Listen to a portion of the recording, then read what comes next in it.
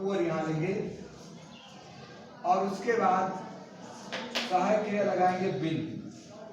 Bill के बाद not लिखेंगे, नॉट के बाद बेटा लगाएंगे बी, जैसा कि इसमें बताया मैंने स्ट्रक्चर में। देखिए बी वहां लगा हुआ है। The poor will not B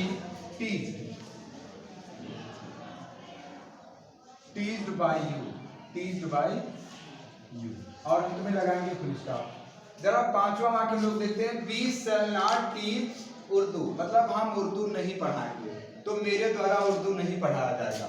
अब उर्दू को बना लेते हैं सब्जेक्ट, तो उर्दू, अब वहां बेटा शैल लगा है क्योंकि सब्जेक्ट आपका बी था, लेकिन यहाँ उर्दू के हिसाब से हमें सब्जेक्ट लगाना है। तो Urdu will not B, teach को थर्ड फॉर्म में लाओगे तो हो जाएगा टाट, टीच टाट, टाट इसका रूप होता है। उर्दू विल नॉट बी टाट बाई अस और अंत में लगाएंगे फुल स्टॉप। फिर लिखा अनमोल will never beat her.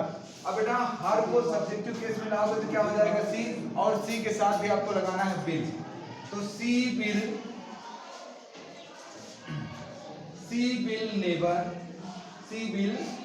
Never be beaten, she will never be beaten by अनमोल।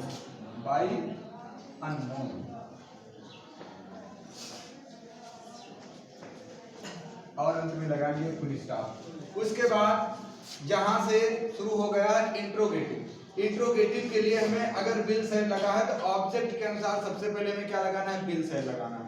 अब जरा देखिए, will he not bring wine, wine के हिसाब से यहाँ सहायक क्रिया भी हम क्या लगाएंगे, विल लगाएंगे। अब वाइन को बनाएंगे यहाँ का सब्जेक्ट पैसिव वॉइस का।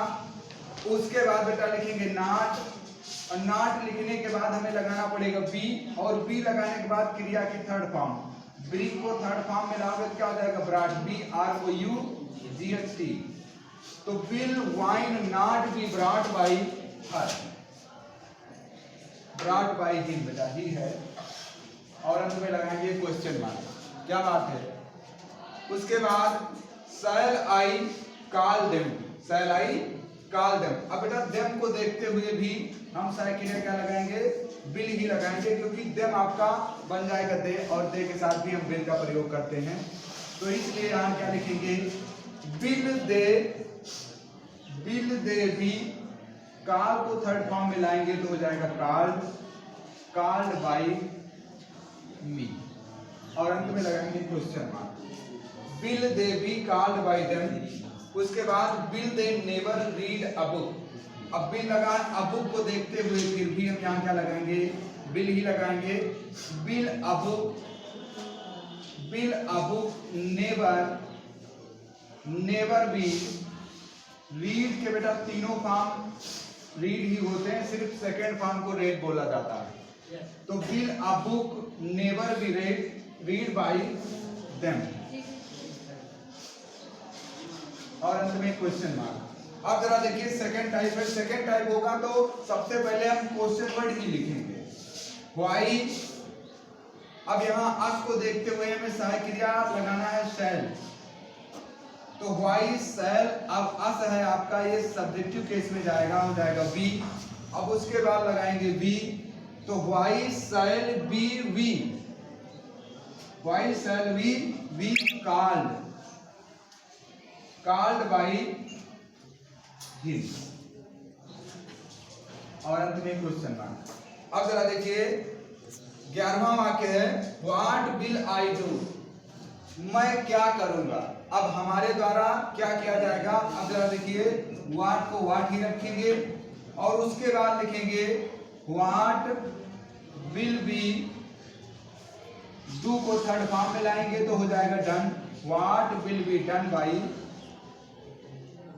मी। इसमें बेटा कर्म के बारे में क्वेश्चन है, इसलिए क्वेश्चन वर्ड के बाद क्या लिखेंगे, एचपी के बाद होना चाहिए था सब्जेक्ट, लेकिन जब एक्टिव वॉइस में ऑब्जेक्ट नहीं है तो पैसिव वॉइस का सब्जेक्ट कहां से बनेगा, इसलिए इसमें ऐसा हुआ है।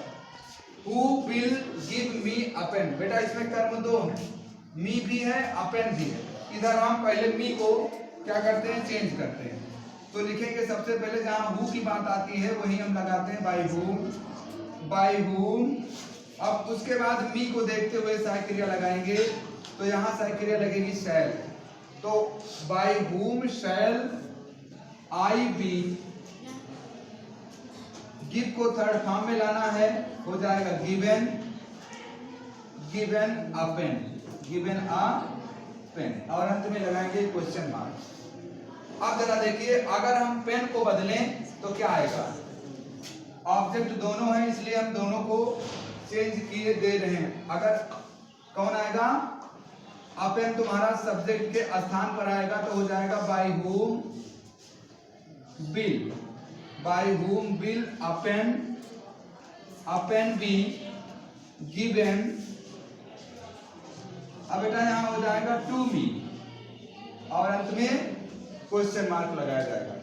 इस प्रकार आप फ्यूचर इंडेफिनिट टेंस के वाक्यों को पैसिव वॉइस में आसानी से बदल सकते हो। देख लो बेटा, एक सेंटेंस डिमांड था बच्चों का कि समवन वाला नहीं दिखाया गया है, तो मैं पहला वाक्य निकाल के आपको दिखा रहा हूं कि समवन वाले में किस प्रकार समवन, एनीवन, समबडी हटाया जाता है। एक सेंटेंस देख लो, लिख गया है ना? अब जरा देखिए, जैसे यहां लिखा हो